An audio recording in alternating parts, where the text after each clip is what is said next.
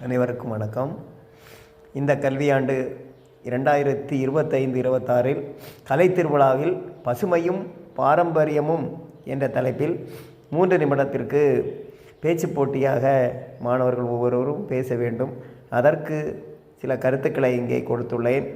அதற்காக தான் இதை பயன்படுத்தி எல்லோரும் பரிசுகளை தட்டி செல்ல பயன்படுத்தி கொள்ள வேண்டுகிறேன்.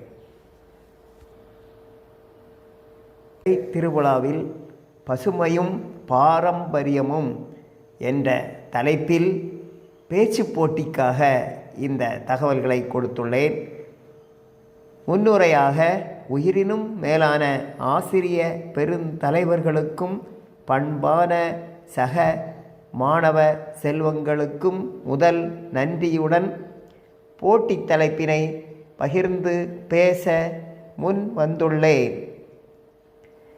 கருத்துக்கள்: பசுமையும் பாரம்பரியமும் அனைவர்களுக்கும் 2 கடமைகள் கொண்ட தூண்களாகும்.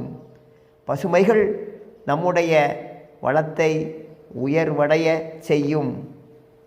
தூய நீர், தூய காற்று இவை 2ம் பசுமைக்கு அடித்தளமாகும்.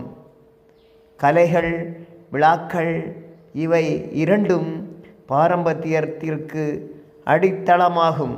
ஆகவே பசுமையும் பாரம்பரியமும் சமுதாயத்தின் வளர்ச்சியில் பங்கெடுக்கும் காரணியாக அமைகிறது.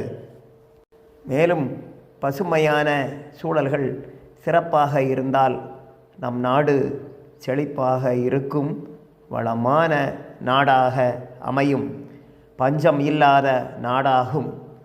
பாரம்பரியம் சிதையாமல் இருந்தால் முன்னோர்களின் பழக்க வழக்கங்கள் அழியாமல் இருக்கும். அதனால் ஆயுள் கூடும், சமூகம் சீரடையும். ஆகவே பசுமையும் பாரம்பரியமும் 2 கண்களாக இருந்து நம்மை வெற்றி பெற செய்யும். நன்றி, வணக்கம்.